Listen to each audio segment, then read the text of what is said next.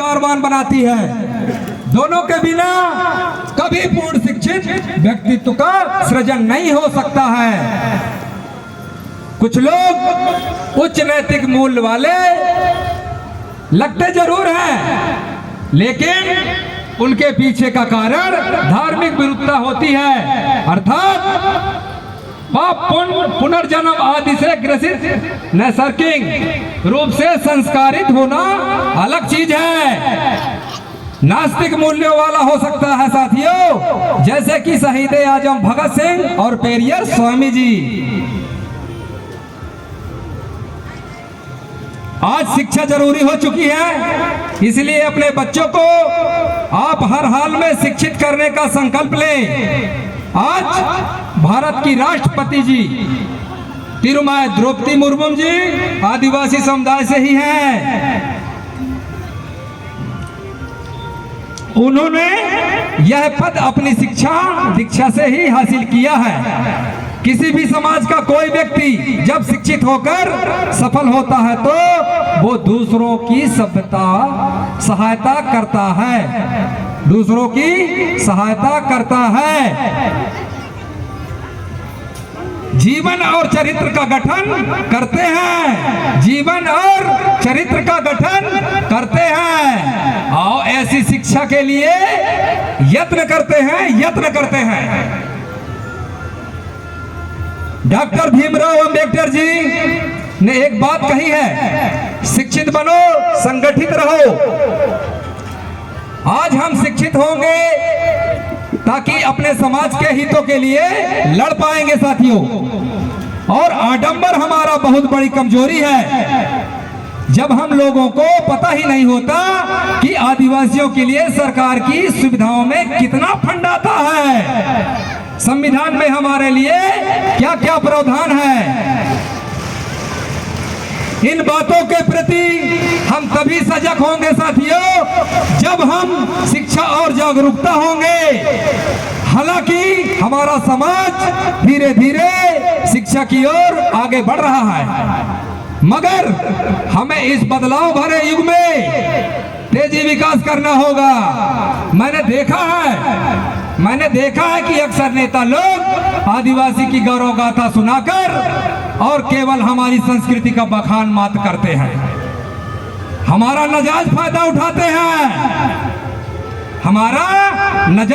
उठाते हैं। जैसे आपके डिंडौरी जिले के अंदर सामाजिक संगठन, विचारधारा की संगठन के रूप में आप लोगों को यह बात ज्ञात होगी कि हमारे जिला डिंडौरी के अंदर जय संगठन नाम करके एक संगठन हमारे समाज को खंडन करने का और कांग्रेस के डीएनए पे काम करने का काम कर रही है।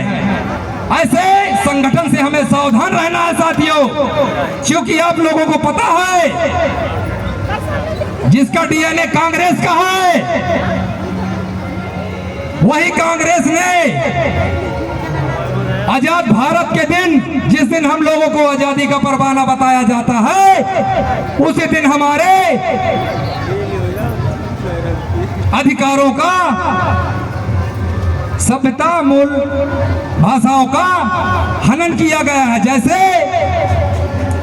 देश आजाद होने के बाद आजादी का परवाना मनाते हैं। आज यहाँ पर बैठे हुए सभी मेरे मातृशक्ति, पितृशक्ति, युवा साथी, नौजवान साथियों, आप सब लोगों के सामने मैं यह कहना चाहूंगा कि भारत देश में हमें आजादी आज दिनांक तक नहीं मिली है। वो किस लिए? इसलिए कि जिस दिन तक हम आजाद नहीं थे, उस दिन तक हमें आदिवासी कालम, ट्राइबल, रीजनल नाम से जाना जाता था साथियों। यह बात हमें समझना होगा। और जिस दिन यह देश आजादी हुई, आजाद भारत में हमारा अधिकार छीन लिया गया, धर्म कालम छीन लिया गया और हमें तमाम धर्मों में निहित होने के लिए मजबूर कर दिया। ऐसे सावधान रहना है ऐसे संगठनों से, जैसे संगठन जयस और भाजपा के बारे में तो आप लोग रूबरू ही होंगे। साथियों, भारत देश में लगभग 10 करोड़ आदिवासी हैं। इनके उत्थान के लिए सरकार से पैसा भी आता है, जन सुविधा भी आता है, मगर हमारी कमजोरियों की वजह से अधिकारी और राजनेता लोग हमारा पैसा हड़प जाते हैं, जिसका परिणाम यह है कि आज भी हम मूलभूत आवश्यकताओं के लिए जूझ रहे हैं। साथियों, एक बात मैं स्पष्ट आप लोगों से कहना चाहूंगा कि अगर हम लोग हमारे समाज का कल्याण चाहते हैं तो हमें खुद को सुनिश्चित करना होगा। इसके लिए बेशक हमें संगठन बनाना पड़े या हमें एक होकर अपने हितों के लिए लड़ना पड़े। मुश्किल से भाग जाना आसान होता है, मुश्किल से भाग जाना आसान होता है। हर पल जिंदगी का इम्तिहान होता है साथियों, इम्तिहान होता है। डरने वालों को कुछ नहीं मिलता, डरने वालों को कुछ नहीं मिलता। यहाँ लड़ने वालों के कदमों में जहान होता है। भगवान बिरसा मुंडा जैसे महापुरुषों से हमें प्रेरणा लेने की जरूरत है कि हम हमेशा एक होकर रहेंगे। आदिवासियों की पौराणिक इतिहास देखा जाए तो आदिवासी एक शक्तिशाली समाज था।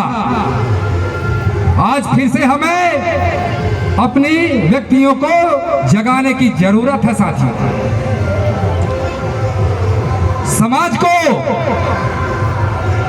समाज को बिरसा मुंडा जैसे महापुरुष जरूरत है। मुझे विश्वास है कि आपने मेरी बातों को ध्यानपूर्वक सुना होगा और मैं आशा करता हूं कि हम अपने समाज के प्रहरी खुद बनेंगे साथियों। इसके लिए बेशक हमें कोई भी कानूनी रास्ता अपनाना पड़े। आज आपने मुझे इस कार्यक्रम का हिस्सा बनाया, इसके लिए आपका हार्दिक आभार प्रकट करता हूं। आगे भी मैं इसी तरह आपकी सहमति और सहयोग से कार्य करता रहूंगा। इन्हीं शब्दों के साथ एक बार पुनः आप सभी को आभार, जो आपने मुझे इतना सम्मान दिया। आप सभी को विश्व आदिवासी दिवस की हार्दिक शुभकामनाएं। अपने वक्तव्य के समापन पर पंक्तियों साथ अपनी वाणी को विराम देता हूं साथियों। जय जोहार, जिंदाबाद।